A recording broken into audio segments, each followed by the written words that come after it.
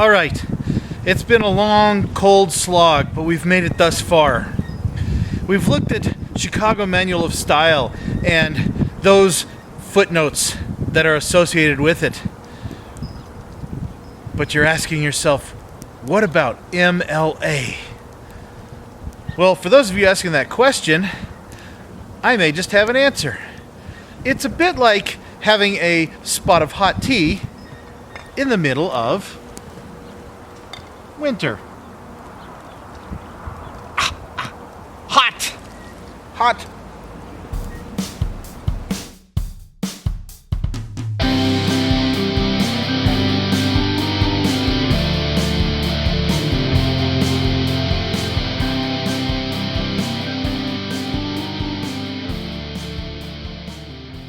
We've covered footnotes before.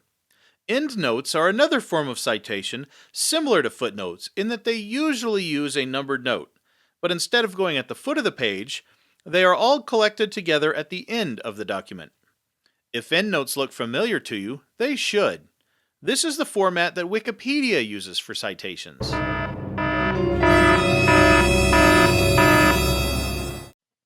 But there is another format for citing your sources. In-text citations are used in the MLA or Modern Language Association style. In-text citations mean exactly that. You are citing the source within the text itself and not in a footnote or endnote. This is a simplified process used within the disciplines of English and some of the humanities. The same amount of information is available for the source. It is just located in a single place, in the Works Cited page or bibliography.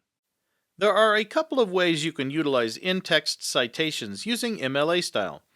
First, you can use a signal phrase, wherein you mention the author in the body of the text, such as, "Noted historian Brad Bowers concludes the Colorado-Kansas Railway in Pueblo was the coolest short-line railroad ever."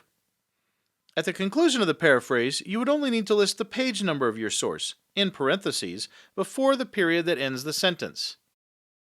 If you don't use a signal phrase, then you need to give the author's last name and the page number for your source information within the parentheses and before the period.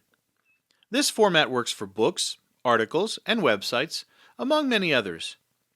There is no punctuation between the author and page number. If no page number is given, for instance on a web page, then give the author's last name. If you cannot locate the author's last name, then give the title of the web page as your in-text citation. Titles of books are italicized. Newspaper, magazine, and journal articles, as well as web page titles, are placed within quotation marks. Chicago Manual of Style has also developed in-text citations, known as the author-date system.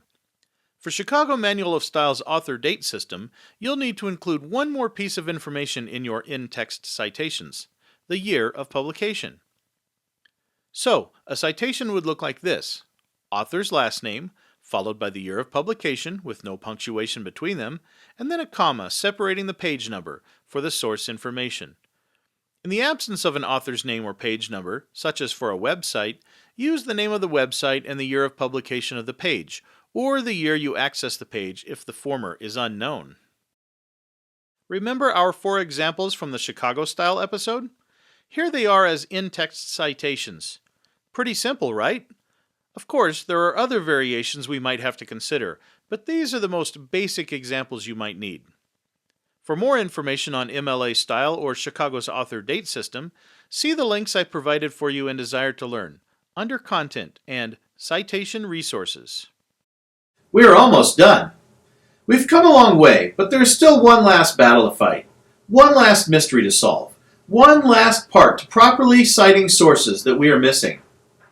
That final piece of the puzzle is yet to fall into place. That piece, the Works Cited page or bibliography, is the last element in both the Chicago and MLA styles that completes the case and solves this perplexing mystery once and for all. So, as we level up and prepare for the boss fight that is the Works Cited page, grab a drink, sit back, relax, knowing you are well on your way to understanding the mystery that is citations. Tea. Earl Grey. Hot.